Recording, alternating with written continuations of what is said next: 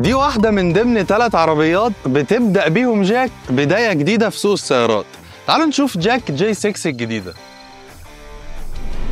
مبدئيا العربية دي بترحب بيك ترحيب شديد قوي وانت داخل عليها، ومصنفة انها من فئة الكومباكت كروس اوفر، وبتتحرك العربية عن طريق موتور 1500 سي سي تربو جي دي اي بيولد 181 حصان و280 نيوتن، ومتوصل بفتيس دي سي تي من 7 نقلات. اي اضاءة موجودة في العربية دي فهي LED، والمميز اكتر هو اللايت بار الامامي والخلفي، وبتنزل بجنود توتون بمقاس 18 وكيلس انتري ومرايات ضم كهرباء وروف راك مع فتحة سقف بانوراما وشنطة بتفتح وتقفل كهرباء. مساحتها 670 لتر وبتقدر توصل لحد 1080 لتر. العربية من جوه شكلها حلو جدا ومليانة بتجهيزات كتير بتبقى ثابتة معانا من أول فئة. عندنا شاحن وايرلس وشاشة وسطية 12.3 بوصة، والشاشة بتدعم أبل كار بلاي وأندرويد أوتو، ومتوصلة بساوند سيستم من 8 سماعات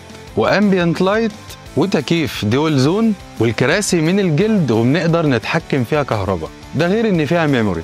أما عن وسائل الأمان فالعربية بتيجي ب6 إيرباج وEBS وEBD وESP وكل أنظمة مساعدة السائق أثناء القيادة، وتاير بريشر مونيتور ومثبت سرعة، ومفتاح العربية نقدر نقفل منه إزاز العربية بالكامل. والعربية بتتقدم للسوق ب5 ألوان، وبتيجي بفئتين. الفرق ما بين الفئة الأولى والفئة الثانية في أنظمة مساعدة السائق أثناء القيادة فقط لا غير، لكن باقي التجهيزات ثابتة في الفئتين. والعربية متوفرة عند سمير ريان بأفضل عروض على التقسيط وأحسن سعر للكاش.